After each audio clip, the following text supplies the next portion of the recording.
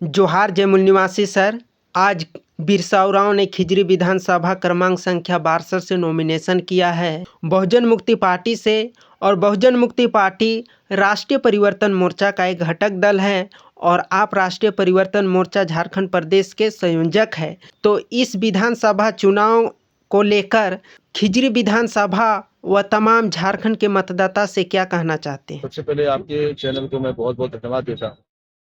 कि भारत के अंदर जो अनुसूचित जाति, जनजाति और पिछड़े वर्ग और अल्पसंख्यक वर्ग के लोग हैं, उनकी बातें कोई भी मीडिया दिखाती नहीं है और आप अपने चैनल के माध्यम से उनकी आवाज़ आप लोगों तक पहुंचाने का काम कर रहे हैं। इसके लिए मैं बहुत बहुत धन्यवाद देता हूँ। आज बिरसा उरांव जी ने खिजरी विधानसभा से नामांकन किया है और भारत के अंदर राष्ट्रीय परिवर्तन मोर्चा जो SC, ST, OBC और माइनॉरिटी के लोगों का प्लेटफॉर्म है, जिसके राष्ट्रीय संयोजक माननीय मामून इस्लाम साहब हैं, तो बहुजन मुक्ति पार्टी भी उस मोर्चा में शामिल है। तो उसका प्रतिनिधि होने के नाते मैं आज इनके समर्थन में आया हूँ। कहना चाहता हूँ कि भारत के अंदर चाहे कांग्रेस गठबंधन की सरकार बन रही है या बीजेपी गठबंधन की सरकार बन रही है, तो भाजपा की सरकार अभी गठबंधन की सरकार है और उनकी नीतियां कैसी है अभी ये किसी को बताने की आवश्यकता नहीं है, लोग समझ रहे हैं। रही बात कांग्रेस गठबंधन की, जो कांग्रेस के लोग विपक्ष की दावा कर रहे हैं और राहुल गांधी जी झारखंड में आए और उन्होंने कहा कि मैं आदिवासियों के सवाल पर और पिछड़ों के सवाल पर जाति जनगणना के समर्थन में हूँ, तो मैं ये कहना चाहता हूँ राहुल गांधी जी को कि राहुल गांधी जी, मैं युवाओं को आपके ऊपर चप्पल फेंकने के लिए नहीं बोल रहा हूँ, लेकिन मैं ऐसा कहना चाहता हूँ कि आप जब इस तरीके की बातें कर रहे हैं कि OBC की जनगणना कराना चाहते हैं, आदिवासियों का जल जंगल जमीन अधिकार देना चाहते हैं, तो जहां पर आपके राज्य में सरकार बनी हुई है आप वहां पर जल जनगणना करवा दीजिए, आप वहां पर उनका अधिकार दे दीजिए। अगर आप देते हैं तो ये माना जाएगा कि आप देने का काम करेंगे, लेकिन आप जिस तरीके से यहाँ पर आकर लोगों को ठगने का काम कर रहे हैं तो ऐसा नहीं होना चाहिए। इसलिए मैं अभी बहुजन मुक्ति पार्टी के जो प्रत्याशी इस झारखंड के विधानसभा चुनाव में उतरे हुए हैं, तो उनसे मैं कहना चाहता हूँ कि इस देश के सत्ता में चाहे राज्य की सरकार हो चाहे केंद्र की सरकार हो, कांग्रेस और बीजेपी ने मिलकर जो है भारत के अनुसूचित जाति, जनजाति, पिछड़े वर्ग और जो इसे धर्म परिवर्तित अल्पसंख्यक मूल निवासी बहुजन समाज के लोग हैं, उनके अधिकारों को लगातार छीनने का काम कर रहे हैं। और यह पुनः हमको एक द्विदलीय जो व्यवस्था इन्होंने बनाई है, कभी कांग्रेस गठबंधन की सरकार बनती है या बीजेपी गठबंधन की सरकार बनती है, सरकार कांग्रेस गठबंधन की बनती है तो भी हमारे अधिकार छीने जाते हैं, अन्याय होते हैं, और बीजेपी गठबंधन की बनती है तो भी हमारे अधिकार छीने जाते हैं। तो इससे हमारा समाधान होने वाला नहीं है, हमें तीसरा विकल्प खड़ा करना पड़ेगा। भारत में जितनी भी अनुसूचित जाति, जनजाति, पिछड़े वर्ग, अल्पसंख्यक समुदाय की राजनीतिक पार्टियां हैं, उनको एक प्लेटफॉर्म पर इकट्ठा होना होगा, क्योंकि आज इस देश के अंदर जिनकी संख्या 3.5% है, उन्होंने न्यायपालिका पर कब्जा कर लिया, कांग्रेस गठबंधन, बीजेपी गठबंधन यानी विधायिका पर कब्जा कर लिया, मीडिया में 100% उनके लोग हैं, कार्यपालिका में उनके ही लोग बैठे हुए हैं। तो इस तरीके से जो लोकतंत्र है वो एक वर्ग विशेष का तंत्र बनकर रह गया है, जिसकी वजह से भारत में अब ये लोकतंत्र नहीं, एक वर्ग विशेष का जो है पूरा मनुवादी तंत्र निर्माण हो चुका है। तो इससे मुक्ति के लिए जो उससे पीड़ित वर्ग के लोग हैं, अनुसूचित जाति के लोग हैं, आदिवासी लोग हैं, पिछड़े वर्ग के लोग हैं और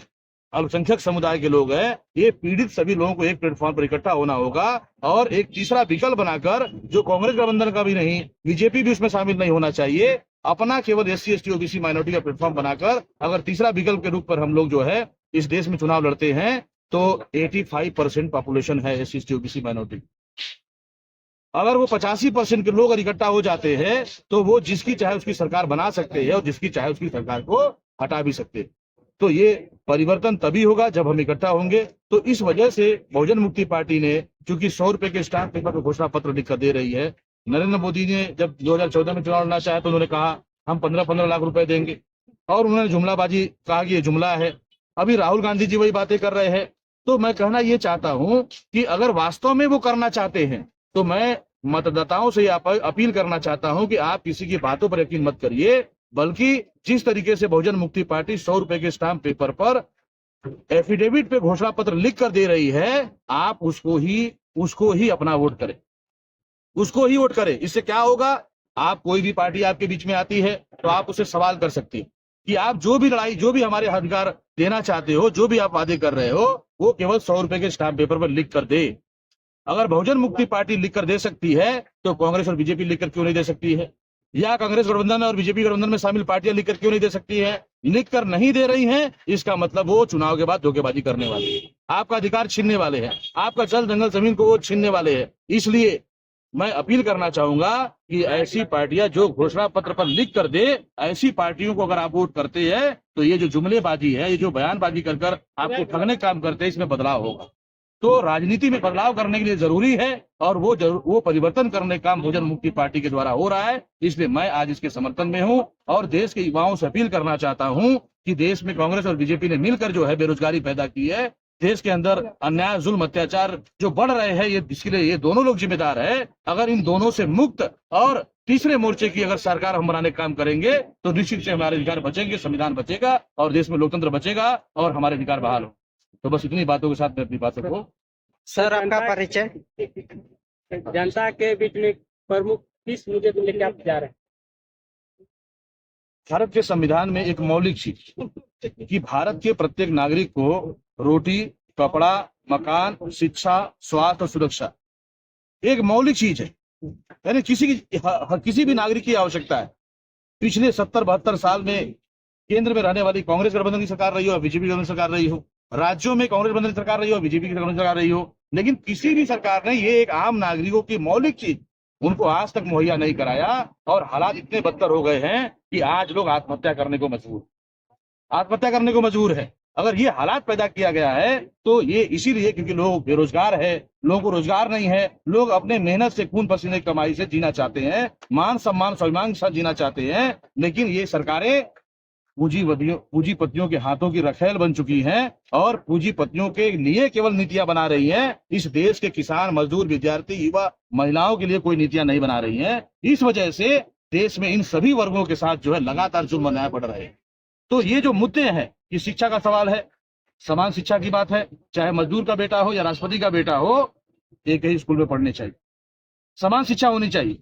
समान अवसर मिलने चाहिए लोगों को, स्वास्थ्य की व्यवस्था होनी चाहिए, शिक्षा की व्यवस्था होनी चाहिए। ऐसे वो 64 मुद्दे जो बहुजन मुक्ति पार्टी ने इस चुनाव में शामिल किए हैं और लिख कर दे रही है, इसलिए हम लोग इनका समर्थन कर रहे हैं। और आप लोगों से भी अपील करूंगा कि खिजरी विधानसभा के जितने भी मतदाता है वो सबसे पहले लोगों से घोषणा पत्र पर लिख कर जो है उनके वादे मांगे। अगर वो नहीं दे रहे हैं तो आपके सामने लिख कर घोषणा पत्र जो बिरसा उरांव जी दे रहे हैं, इनको आप वोट करें। और अगर आप इनको वोट करते हैं तो चुनाव जीतने के बाद भी ये आपसे भाग नहीं सकते हैं। आप वो स्टाम्प पेपर पर लिखा हुआ, लिख कर जो दिया हुआ इन्होंने, उससे पूछ सकते हैं कि अगर आप ये काम नहीं करोगे तो उस स्टाम्प पेपर के आधार पर इनको जेल भी जाना पड़ सकता है। इतना बड़ा पावर आज तक न कांग्रेस ने दिया, न तो बीजेपी ने दिया, न तो इनसे गठबंधन में शामिल होने वाले लोगों ने दिया। ये पावर केवल बहुजन मुक्ति पार्टी दे रही है आपको। तो इसलिए आप लोग बिरसा उरांव जी को चारपाई चुनाव निशान पर अपना वोट जरूर दें। और इन्हीं की बातों के साथ मैं अपनी बातों को यहीं पर विराम दूं। सर आपका पूरा परिचय। एडवोकेट विजय प्रताप भारती, राष्ट्रीय संयोजक, प्रदेश संयोजक, राष्ट्रीय परिवर्तन मोर्चा, झारखंड।